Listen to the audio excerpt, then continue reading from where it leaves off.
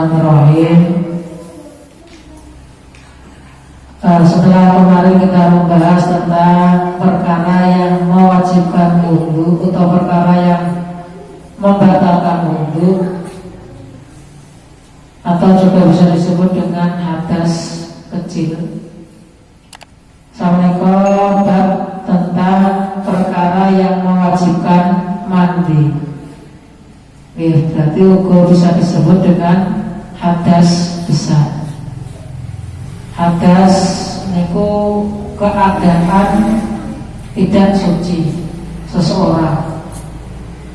Ya, jadi hadas niku keadaan tidak suci. Kalau najis itu berarti perkaranya sing ora suci, barangi. Tapi kalau hadas itu keadaan. Mula cara membersihkannya ya dengan tata cara tertentu. Kalau hadas kecil itu dengan wudu, kalau hadas besar dengan mandi.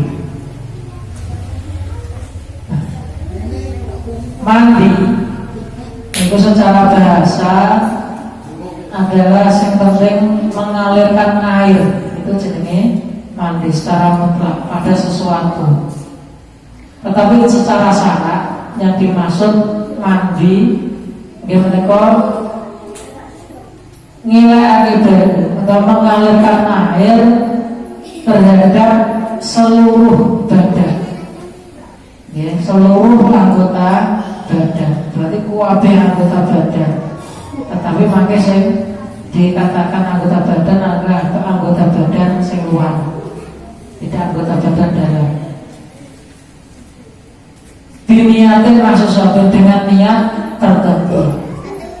Jadi ada niatnya, niat mandi. Jadi setiap mandi kita mengalirkan air ke seluruh badan dengan niat tertentu.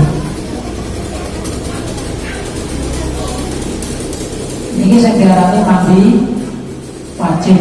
Kalau mandi yang biasa, mandi seperti mubah biasa tidak ada sebab-sebabnya, orang wudu seluruh badan itu diarani mandi. Waladhi yujabul ghuslu iku sitatu asya. Sesuatu yang mewajibkan mandi niku wonten 6. Ya, sesuatu yang mewajibkan mandi niku wonten 6. Salah satu tasariku biha rijal wanisa. Yang 3 ini nanti wong lanang kalian wong wedok itu tasariku kesebutan atau mengalami. Jadi ya wong lanang ya wong wedok perlu. Nomor sekang pertama iltiqa ulhitamaini. Semua mewajibkan mandi mereka bertemunya dua alat kelamin hitamnya. Mereka alat kelamin laki-laki dan alat kelamin perempuan, atau bisa disebut dengan dakar dan farji. Dakar itu alat kelamin laki-laki, farji itu alat kelamin perempuan, atau bahasa Indonesianya vagina. Nah, itu bertemu, itu mewajibkan mandi. Wa ila baru al-hada iltiqa bi ilajin. Jadi saya dimaksud iltiqa itu ya ilas, melebokake, dimasukkan. Nah, saya melebokake kuwi hayen kang urip. Ya, seperti kemarin bab wudu. Nggih.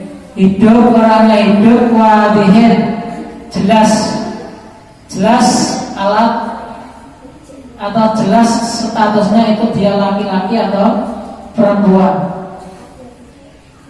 Yang dimasukkan kira-kira yang penting hasafahnya. Hasafah itu mlebu wis diitung iltiqaul hayyin. Artinya sing mlebune mung hasafah niku pucuke tok, helme tok niku lho apa jenenge? Ya niku tok. Lah niku mlebu sak ngoten tok niku kok dikatakan membatalkan atau menyebabkan mati.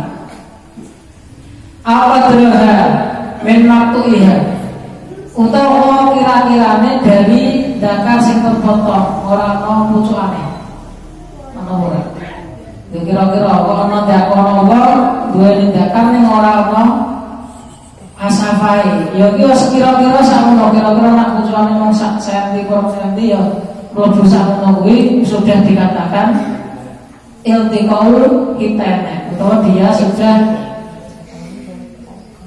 harus ada kewajiban mandi.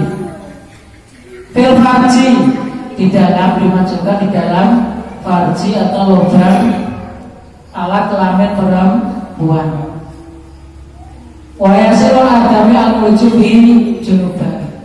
Terus orang yang memasukkan dan yang dimasuki niku dikatakan orang yang junub atau dia adalah harus nanti mandi besar. Baik ketika memasukkan itu keluar maninya atau tidak, niku tetap dia kena kewajiban mandi atau dia berhadas besar. Artinya dia berhadas besar. Bi'ilajin madhukura amal mayitu fala yumadu wasluhu bi'ilajin fihi. Lagi orang kurang ajar ana wong mati wedok cemok ya dijima dimasuke asabah orang mati wolo sing memasukkan dia ada susah tetapi sing mayite umpama wis dibusi delala di sepi ora ono di jima kalong mayite falayu adu gosok ora sak dibadani meneh ya wis ben wis suci karena tidak ada hukum batal bagi mayit. Maksudnya mau wis didusi wis selesai kok delala ono kurang ajar wong mati kok ya di jima niku mayite tidak wajib dimandikan lagi. Wa amal musa al-muslilu falagos salah alaihi bi'ilajin asafatin wala bi'ilajin bikufuri. Dan khunsa, nah kemarin bahasan khunsa itu wong sing duweni alat kelamin dua, yang duwe dakar, yang duwe perji. Kok dakare dilebokake ning perji dhewe, niku dia tidak mewajibkan mandi atau tidak hadas besar. Oke, jadi ana wong iki boten berarti tawadhu, tapi dia memang memiliki dua alat kelamin, yang duwe dakar, yang duwe farji. Niku kok dilebokake dhewe, mbok dilebokke ning farjine dalam ngarepe atau dilebokke ning burine dalam burine, kuwi juga termasuk dia tidak dikatakan hadas besar. Artinya dia wis ora wewe dhewe, nggih. Ora menyebabkan dia mandi. Nah, niku wau sing dimaksud iltiqaul khitanen ketemune dua hitam, dua alat kelamin laki-laki dan perempuan. Jadi niki ya sing lanang ya sing wedok kedua-duanya ini dalam keadaan junub. Wasani sing nomor loro sing kedua-duanya antara laki-laki dan perempuan adalah inzalul mani utawa mentu manine. Nggih. Wong sing mentu manine niku dikatakan hadas besar. Lah wong wedok napa saged mentu mani? Iso. Tetapi niki sangat jarang. Nggih. Boten umumnya sing mentu mani niku wong lanang. Nah wong wedok mentu mani niku sangat jarang sekali. Min sasin biwir ilajin wa engkola almani kaki terotin walau kanat ala walidami. Jadi mentu mani dari seseorang meskipun dengan tidak dimasukkan di dalam farji ataupun manine sithik, mentune sithik, atau mani yang keluar itu berupa warna darah. Walau karena akhir bijimain awari, atau ada utawa apa manine mau keluar sebab melakukan hubungan intim jima atau selainnya, okay? Dengan disengaja atau bisa dikatakan dengan onani, niku haram hukumnya onani, tetapi dia tetap juga mewajibkan mandi. Jadi keluar maninya itu meskipun tidak dalam keadaan jima atau dalam keadaan istirahat atau dalam keadaan tidur, baik dia dalam keadaan syahwat atau tidak, niku tetap sing penting kok mentu manine niku dia berarti hadas besar. Bahkan pada keluarnya itu pada tempat sing biasa, yaitu ya dakar kalau awuri apa iso mani metu sekalian dakar sakit-sakit mau rokaan ing kasarosol buru paro jam maniu. Jadi ono kecelakaan umpamane gegere sol buru iku bekas apa ya nggih itu pecah kemudian keluar maninya, itu dia mewajibkan mandi atau dia termasuk orang yang berhadas besar. Ya, jadi keluar mani ini secara mutlak ya, baik orang sengaja nyimpi atau sengaja, baik dia dalam keadaan jima atau orang ya, baik itu dia turu atau mungkin istirahat layak-layak cucuk untuk mani nih, niku dia adalah mewajibkan mandi. Nah, ciri-ciri mani yang keluar niku dari segi zatnya ya, niku bentuknya nggih lengket, kental, baune enak. Kemudian ketika keluar niku ana rasa ladat-ladat, ana rasa enak-enake. Niku jenenge mani. Lah niki umpamane jenengan turu ra ngerti kok delala ning sarung kok ana teles-teles iki apa. Lah ketika ada ciri-ciri tadi, berarti itu mani. Tapi ketika tidak ada ciri-ciri itu tadi, ya mungkin wae banyu atau mungkin wae ya hilang atau yang lain ya. Niku nak boten ciri-ciri yang saya sebutkan tadi. Kalau balik-balik yang mewajibkan mandi atau yang menyebabkan seseorang itu berhadas besar, yang pertama bertemunya dua alat kelamin dimasukkan, ya meskipun masuk ilmu asabai helm itu, dia pucuk itu. Yang kedua keluar mani secara mutlak, bos sengaja borak, bos jima borak, bos sahabat borak, itu dia mewajibkan mandi. Yang ketiga niku al-mautu, mati. Nggih, mati niku juga mewajibkan mandi. Nggih, mati niku mewajibkan mandi. Jadi orang mati niku monggo kula di mandeni mergone apa hadas besar. Nah, ini kalau pandangan ulama-ulama niku ada yang alasannya tuh berbeda-beda. Kalau menurut Imam Syafi'i sebenarnya tidak Nabi wong mati niku dimandikan tanpa memikir alasannya, karena Imam Syafi'i itu memandang wong itu mulya, artinya dia tidak dikatakan batang meskipun dia mati. Berbeda dengan hewan itu nak mati dikatakan batang, tetapi kalau manusia mati itu tidak dikatakan batang. Dan apa kok dadak dimandikan? Dia sebenarnya tidak kalau ada mati. Tetapi kalau Imam Malik, imam yang lain ada yang mengatakan ya seperti kok pecatnya uang itu ya jenenge badan. Makanya ketika mau disolati mayat itu harus dimandikan. Nah itu alasan dari Imam Malik.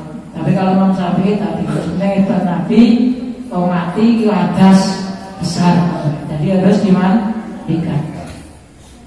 ila fitasid, nah, kecuali kalau dalam keadaan matinya itu mati syahid, mati syahid. Yang mati syahid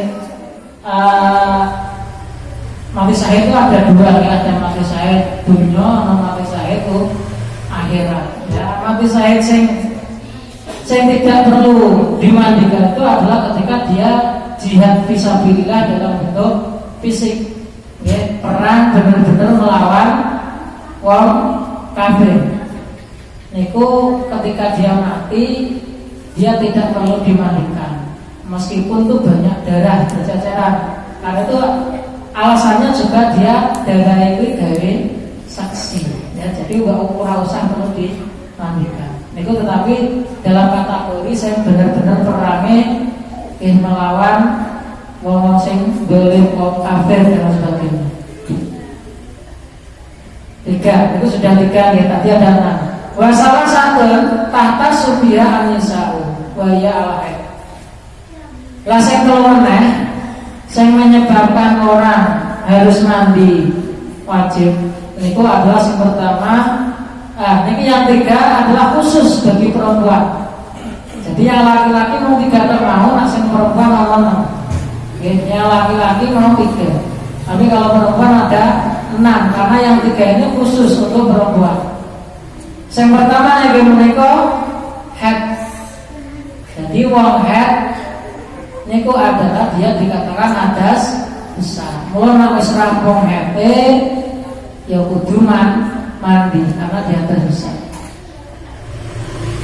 Head sing diarani head itu ada ahli sumin imratun balaghat is'asinin. Head itu darah yang keluar dari farjinya orang perempuan yang sudah mencapai umur 9 tahun. Batas minimal umur 9 tahun.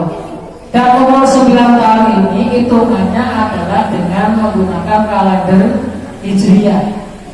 Bukan menggunakan kalender nasional atau Syamsiah. Lah kalender Hijriah kalender nasional itu ada KCE kira-kira 11 dino. Nah 11 dino ping 9 saya tahu berarti beda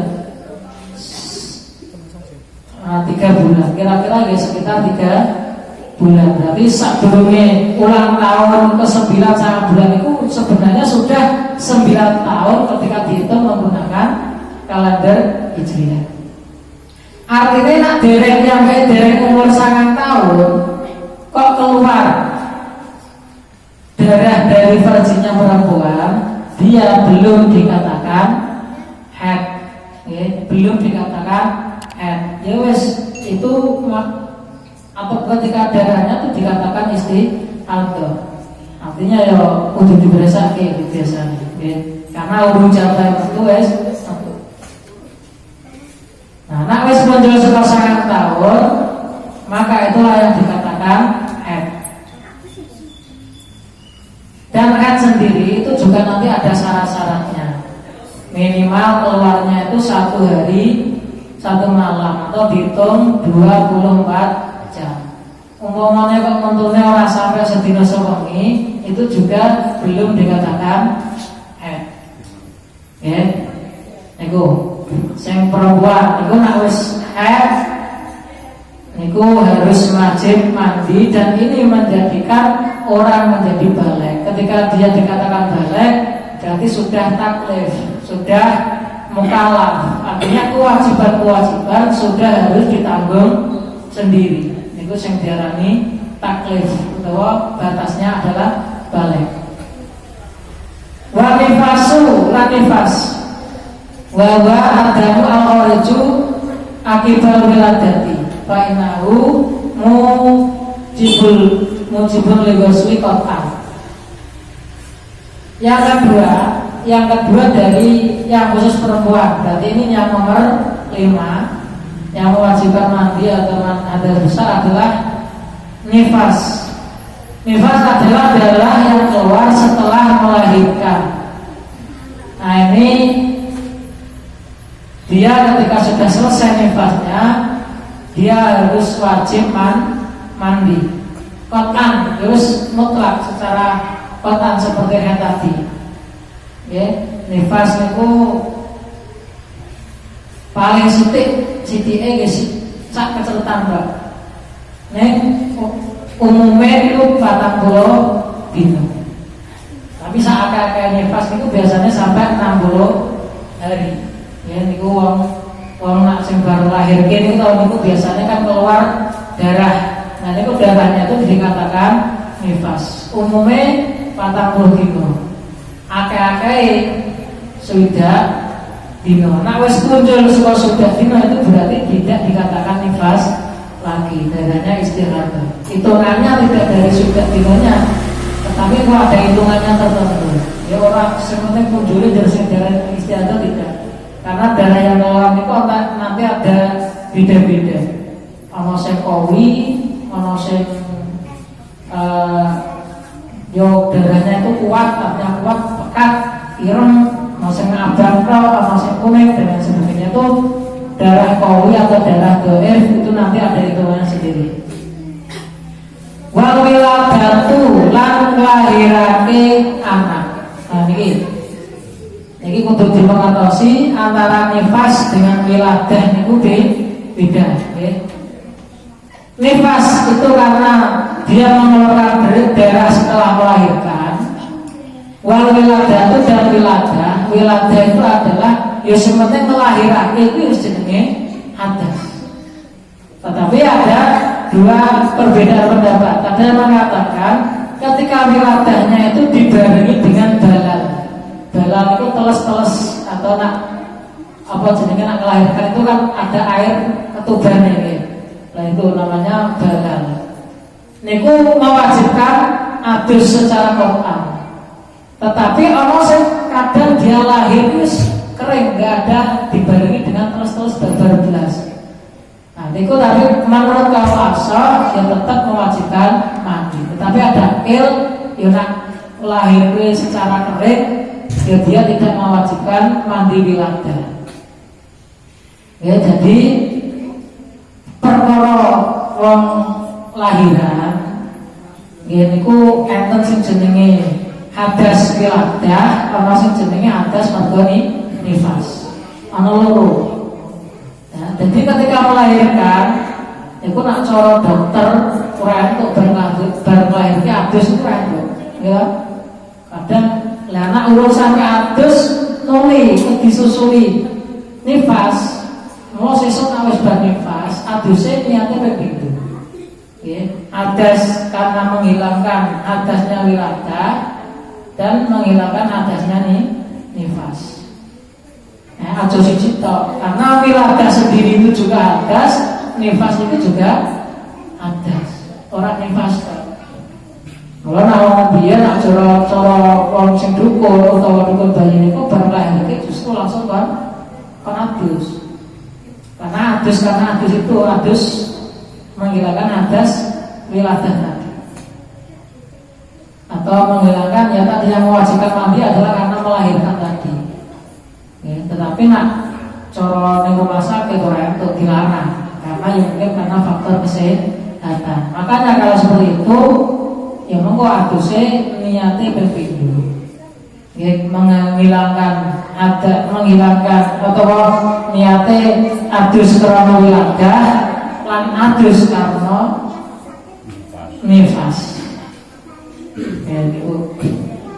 Ya kalau balik singkat malih niku perkara sing mewajibkan mandi wonten 6 ya, yang 3 laki-laki dan perempuan, yang 3 khusus untuk perempuan niku haid, nifas lan wiladah.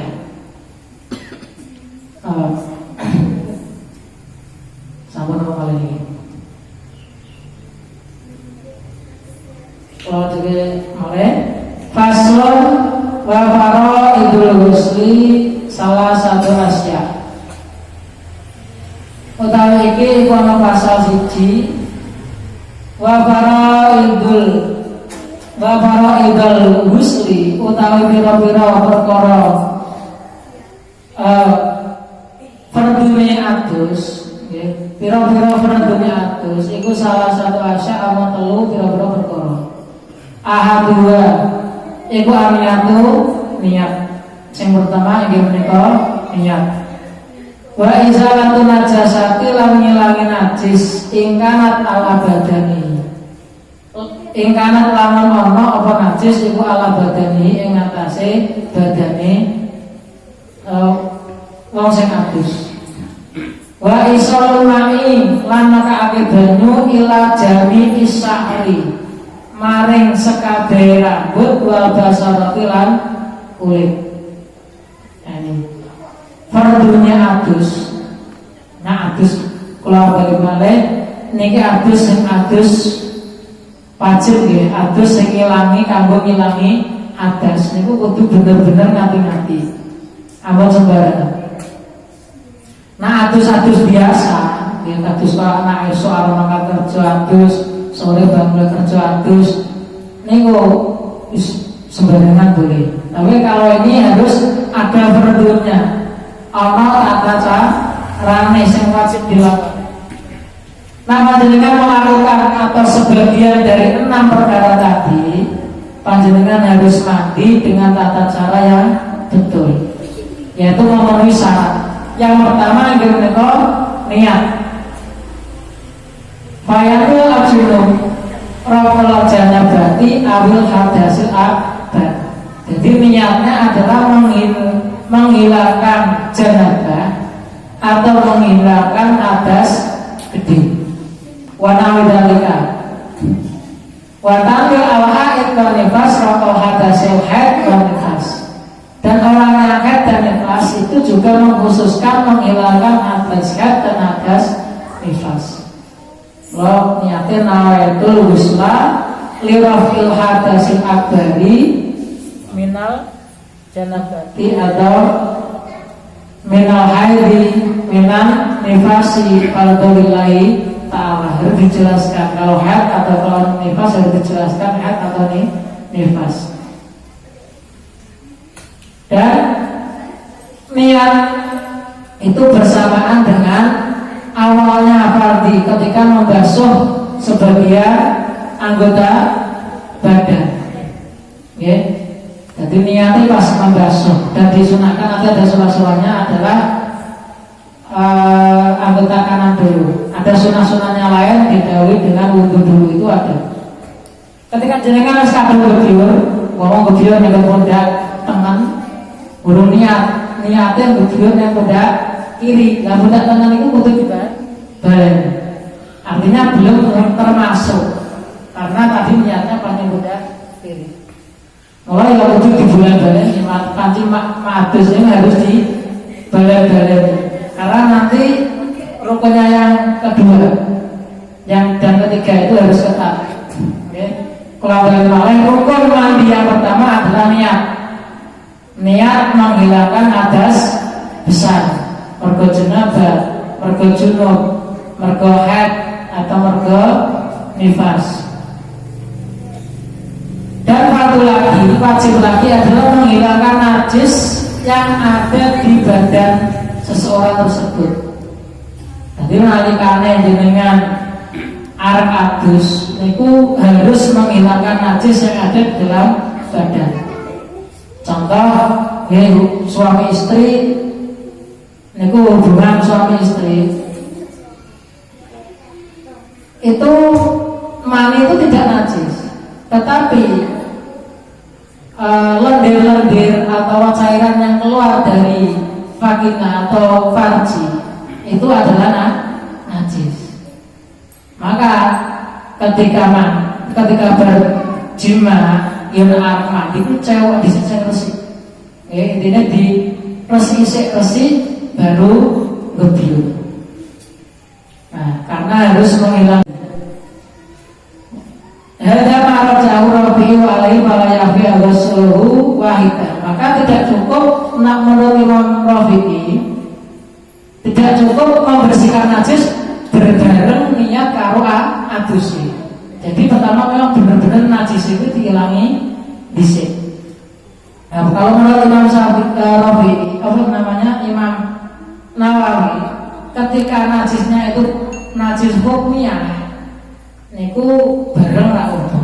Tetapi kalau najisnya itu aniyah, ya ainiyah itu harus disucikan terlebih dahulu.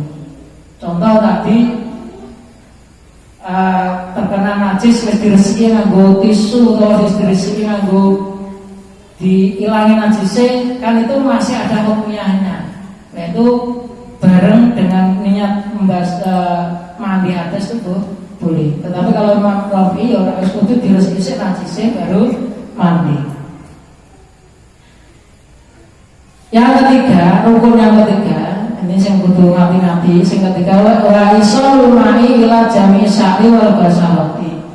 Harus terkena air semua, seluruh rambut dan seluruh kulit.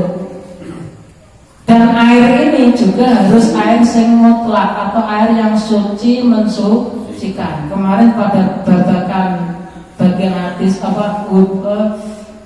pembagian air itu ada tohir mutohir, ada tohir ghairu mutohir.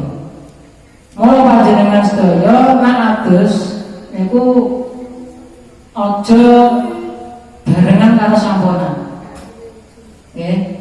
Berarti jenengan nggih sak kebiuran nawayatul ghusl ora ada sak kebiuran kok langsung jenengan samponi padahal mau banyu urung rata nek sejujurnya kubur. Niku boten angsal. Mergane napa? Banyu mau sing campur kalau sampo itu namanya mutaghayyir. Lah mutaghayyir itu suci, neng tidak bisa digunakan untuk bersuci, tidak bisa menghilangkan hadas besarnya.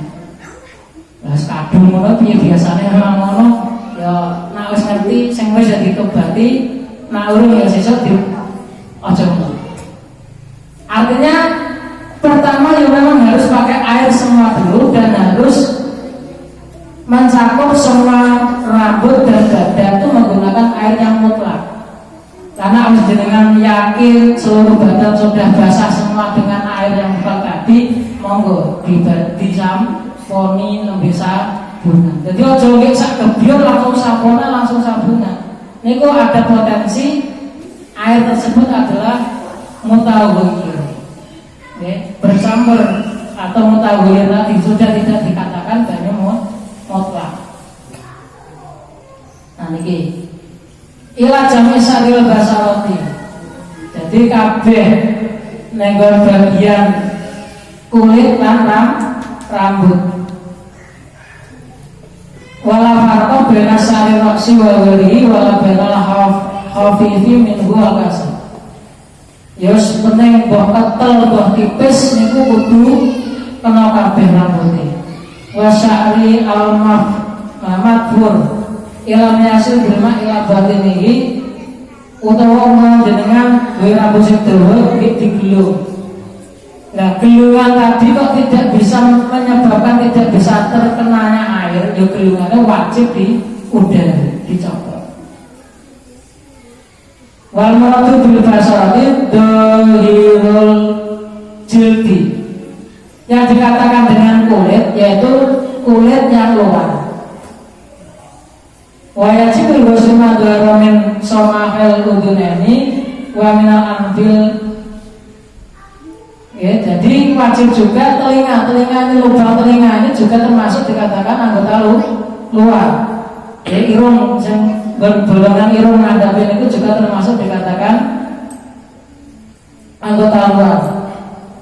Bahkan, nah ini semua itu utawa lanang ketika dia dalam posisi hajat, niku sing ketok niku dikatakan anggota luar. Ya, mula nek adus niku aja ngadeg tok, wajib juga dengan berjongkok atau dodok. Pas dodok itu kalau digubyur, karena nak ngadeg tok pasti ada anggota yang tidak terkena air. Niku nopo maneh sing perempuan niku harus hati-hati. Karena apa ini dikatakan anggota luar adalah anggota ketika dia jongkok itu dia kelihatan. Nah, contoh farji itu ketika berdiri itu kayak katanya kan normal, tapi ketika jongkok ada anggota yang terlihat hanya ketika dia jongkok. Mula nek adus ojo ngadeg tok, harus juga dengan jongkok digebyur. Lah nek wis rata kabeh, banyune rata kabeh, kena kulit kabeh, kena rambut kabeh, baru nek disambung sampo utawa disambung sabun. Begitu juga dengan mayit, itu juga harus dengan air yang mutlak. Kalau boleh-boleh saja ditambahi ada mawar, ada kapur barus, ini nanti gebirnya di akhir. Ampun ketika bersamaan dengan membasuhnya, pas niat membasuhnya mandikan tadi. Jadi di akhirnya ya tujuannya biar wangi. Nah wis terakhir kayak banyu mawar, banyu kapur, dan harus diletakkan pada ember sing terpisah. Ojo ninggal bareng ninggal tong sing iki sing dhewe gebir mau. Nah, tapi rasanya ki alhamdulillah wis nggawa selang ya, nggawa lan iku wis wonten masalah. Nek kadang kan saya kalau kadang ningali tong-tonge niku dikai mawar, kayak kapur barus, kayak macam-macam itu namanya nanti airnya buatan mutlak lagi, tapi airnya sudah mutawayir. Nah itu syarat atau fardunya mandi harus benar-benar pertama niat ngilangin najis sedikit, cewek bisik dan sebagainya. Kemudian benar-benar kulit itu terkena semua dengan menggunakan air sing tohir mutahhir. Aja sing air mutahhir niku tohir ning huwiru mutahhir. Ya suci ning tidak bisa digunakan untuk bersuci. Nah niku fardhu. Sunah-sunah yang kelima, yang pertama maca bismillah, yang kedua al wudu. Jadi sebelum mandi disunahkan wudu qoblahu. Nuli wa imrarul yadi, tangannya digosok-gosokke, benar-benar digosok-gosokke al jildi di atas kulit. Wal muwalah nuli, ya seperti yang kemarin diterangkan pada bab wudu. Wa taqdimul yumna ala yusra, mendahulukan anggota yang tangan ngebiure tangan se baru kiwa. Niku sunah-sunah. Nah, yang penting yang wajib wau dia harus benar-benar diperhatikan. Kira-kira nak mau adate keliru ya diwai. Jadi aja sak ngebiur sak kebiuran tok langsung sampurna. Tujuannya kan roto ben buat malah niku mau tahu ya. Nggih mengata ingkang saged katuraken niku terkait nggih hukum dasar yang kadang kita nyok lalai, tidak memperhatikan secara seksama. Ya mugi-mugi manfaat terus saged kita lampahi kanthi saya sesuai syariat Islam yang dipun atur. Ya sadurunge kula akhire mungkin ada sing pertanyaan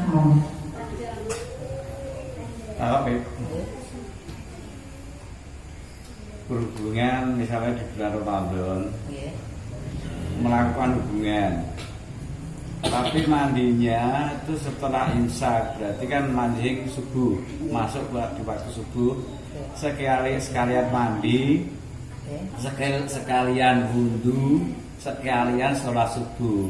Nah bagaimana dengan puasanya itu, apa tetap termasuk batal? Karena kan mandinya kan setelah imsak, tidak di saat waktu sebelum imsak. Jadi dengan puasanya gimana? Kaitannya kalian poso dengan orang junub itu tidak menyebabkan batal. Artinya kondisi junub bukan jimatnya. Kondisi junub itu tidak menyebabkan batal puasa. Jadi wong dikatakan junub itu kan ketika dia hadas besar belum mandi itu dikatakan junub. Contoh dia awan-awan mimpi basah, itu dia tidak membatalkan puasa. Dia dikatakan junub yang tidak membatalkan puasa. Kemudian dia jima malam hari, atis, turu, tangi-tangi subuh. Dia kan keadaan junub, dia tetap poso. Dia tidak menyebabkan posonya tidak sah. Dia tetap poso meskipun orang sahur mau bengi. Jadi puasa niku tidak ada kategori junub kok batal puasanya enggak. Tapi kalau jima ya batal. Tapi kalau saya katakan kondisi junub nih, kondisi dalam keadaan hadas besar niku puasanya tidak batal. contoh ya tadi junute jimain bengi adusnya sudah subuh otomatis kan masuk dalam kategori puasa. Dia ya puasanya dilanjut saja. Ya puasa dengan cara tadi berterawih harus niat ya, karena niat puasa itu kan harus nginep. Terus niat adalah kerinan tangi-tangi subuh. Itu apa-apa. Yang ada yang lain? Dan sing pas puasa niku kan adus. Terus ini. Kok pas imami awan misalnya. Satu saya kan tetap banyu ini mlebu ning ini piye maksudnya? Ya itu sekedar sebenarnya masih anggota luar, ya anggota luar. Karena yang masih dilebokake glabasake ya. Enak jenenge keblabasan karo Diblabaske gitu. Diblabaske karo pemblabasan gitu. Jebul ini tekan jebul ini. Jadi ya memang Diblabaske tadi kayak mangan. jadi anggota yang membatalkan itu ketika masuk dan masuk ke anggota dalam. Nah kalau masih sekedar anggota luar itu tidak. Makanya kan umum kan masih boleh. Ya, umum masih boleh. Meskipun hukumnya makruh saja itu setelah zawalul samsi. Nah saat dulu zawal pun orang kata makruh. Untuk maskram itu kuburan kita ada geruni di pas nomor itu terus untuk melahirkan sesar ada wasit juga melahirkan dan Amin. Ini tetap kalau menurut meskipun dia sesar, pada nyatanya tetap dia akan nifas. Itu mesti. Meskipun sesar itu pasti dia akan nifas.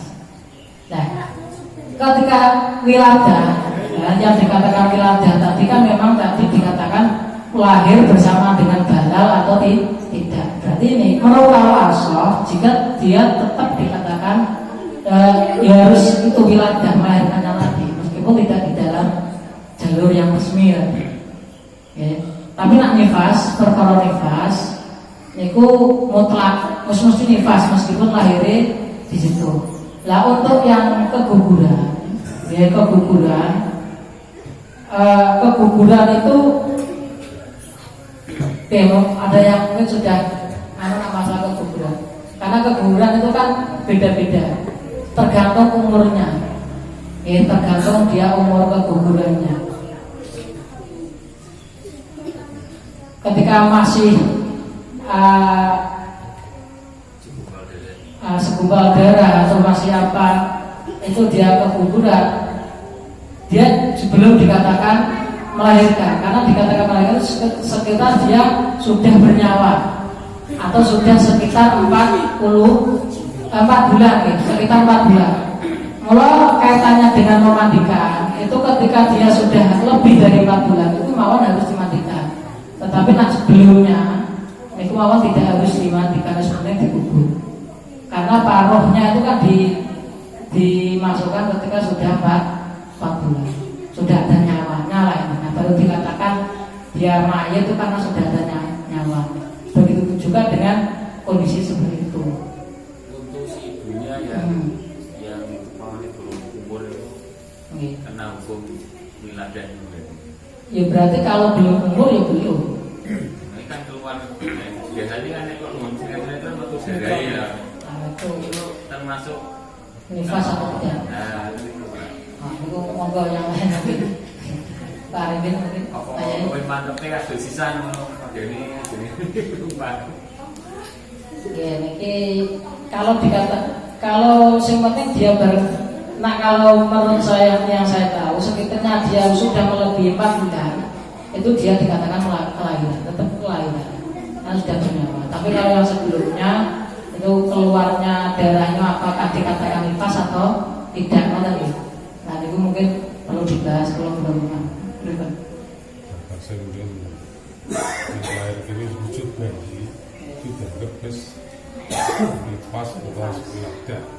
Karena dengan wujud bayi segumpalan darah, segumpalan daging itu belum wujud. Ini melahirkan. Ya. Lahir gitu. Ini ada yang lain?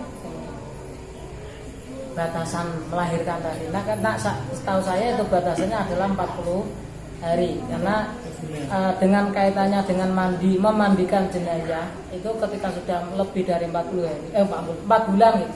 Sudah 4 bulan itu sudah wujud karena sudah dikasih roh, sudah dikasih nyawa, itu sudah wajib dimandikan juga.